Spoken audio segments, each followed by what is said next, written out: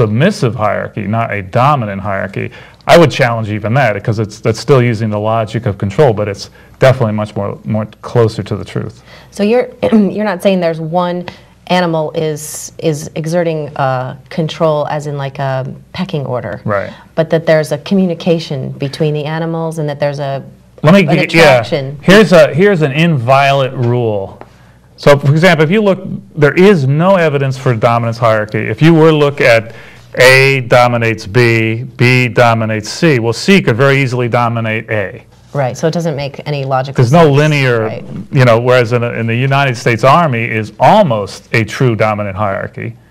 You know, the general, the colonel, the major, the sergeant, the private. There's a very linear structure.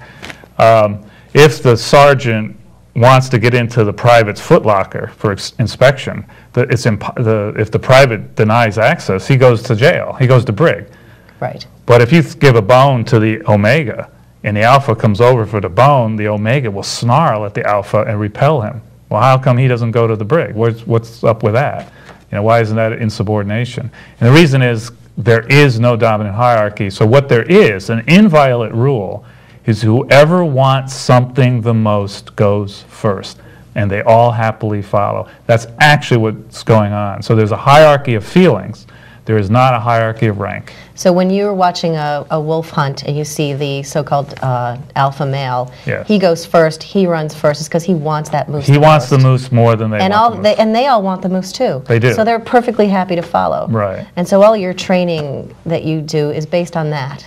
Right. It's based on a place of desire. Right. And not a place of control and dominance. Exactly. So there's no such thing as control and rank in the animal mind. There is trust and fear. So how do you get to trust? You have to understand how the group. So where other theorists study how wolves live as a pack, I've contemplated how do wolves work as a team. And again, I had to learn that because of my work with police dogs. Because if you don't work as a team, the handler never knows where the track is. He doesn't know where the bad guy is. He has to follow the dog. So in the teamwork that's possible, the level of rapport between a police dog and its handler, they're constantly flipping polarities. Who's in charge of what depends on the moment. You can't have this linear hierarchical structure because you'll inhibit the dog's ability to take over when it's his time to take over. I see, when he needs to go chase the criminal right. out of sight right. and hold him at bay. Exactly. It needs to be another operating system besides just the right. police officer telling him what to do. Right. Now, and then what's really cool is if you look at the wolf behavior in the hunt, that's where you find all that rapport, all that teamwork. That was catalyzed in my mind, my thinking, by working with German dog trainers, as opposed to my father, who used a militaristic, hierarchical way of looking at the training paradigm. When I started working with the Germans in the 70s, they were looking at the wolf and how they hunt, and they said, there's our key. So I took that and went beyond that to embrace everything about canine psychology. Well, maybe we should watch the clip right now. If you could set up that clip for us. So the question is, who is in control of who? So there's a female shepherd who's very so-called dominant, and then there's the lab, young lab, who's supposedly submissive. And let's see how it plays out. Okay.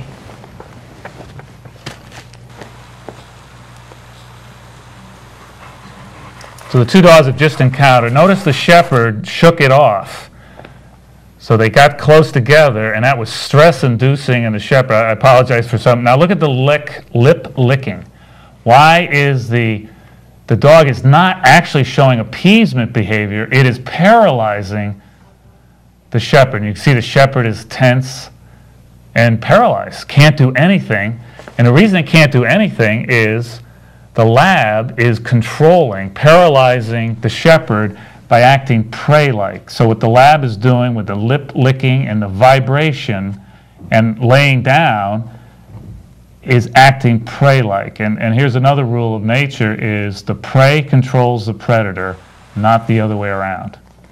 And the licking of the lips, it looked a lot like what puppies do to mothers when they're trying to get them right. to regurgitate. Yep. Well, a lot of this might be extraneous. Again, I apologize for amateur footage, but maybe we could fast forward a little bit and see if we get them back together. That's what happens when you try to turn the dog trainer into a cinematographer. Yes. Don't give me a camera. Right.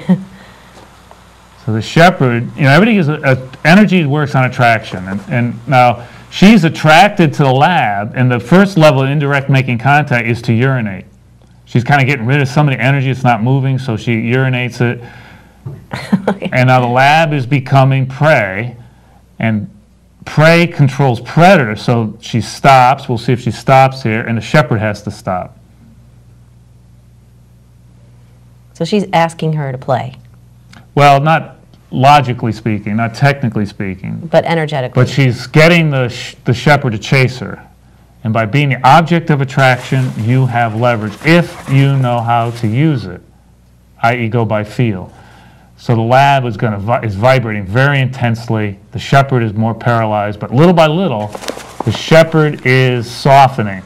And that running is starting to make the shepherd feel good. She's giving credit to the lab. And we're going to get into, I'm going to use human conceptual terminology for now, but as we go deeper into the canine mind here, I'll start to explain exactly what knowing means to a dog. So again, I apologize for the framing.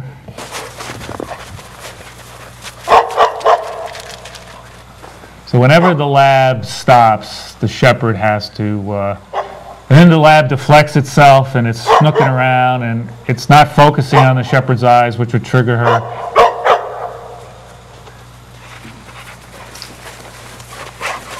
Hopefully I'll get to a play session, maybe this segment. Let's see, the lab is running and deflecting the shepherd's focus. The shepherd can't resist but follow.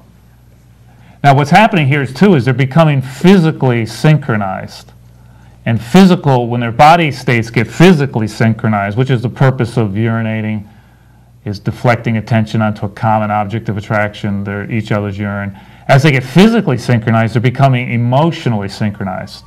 Little by little, they're developing. Now look how the lab is starting to feel its power, so it's jumping at her face and pushing into her because she's starting to get, I'm running the show here, to put it into human terms. So she's feeling power. The shepherd's getting what the shepherd wants too, because she's getting a chance to participate. And at some point they had a great play session. It usually takes about 10 minutes for the charge to slowly unwind, and they smell each other's scent. And that's all part of deflecting their energy onto a common track. Now if they were in the wild, that kind of scenting would be, eventually they would come across the spoor or scent of a prey. And that would then gear them together into prey, into hunting together. That would be the bonding process. So that's what we have to do with our dogs. See how look at that lab, totally paralyzes the shepherd. Now the shepherd's getting some pleasure, which is why the tail's wagging. And I'm not going to put too much in there. Now what they're doing is they check each other's anal genital area. That's how they know how to plug into each other. And that feels good to the shepherd. She feels good being touched there. That's the real purpose. Now here's where the prey go. Now look, what's really cool there is they flip polarity. The shepherd is now becoming the prey for a few seconds, then they bind up again. But once they can flip polarity back and forth, the exchanging of prey and predator roles is what play is. So that's what you mean by flipping polarity. Yeah. One becomes... One's up, one's down, one's right. north, one's south. And look at this, that conversation between the prey and predator. And that look at that. Now the shepherd became the prey right there. And that feels great. It feels good to flip polarity. And now she's totally relaxed. And the lab is starting to get more and more confident, grab her, jump on her. And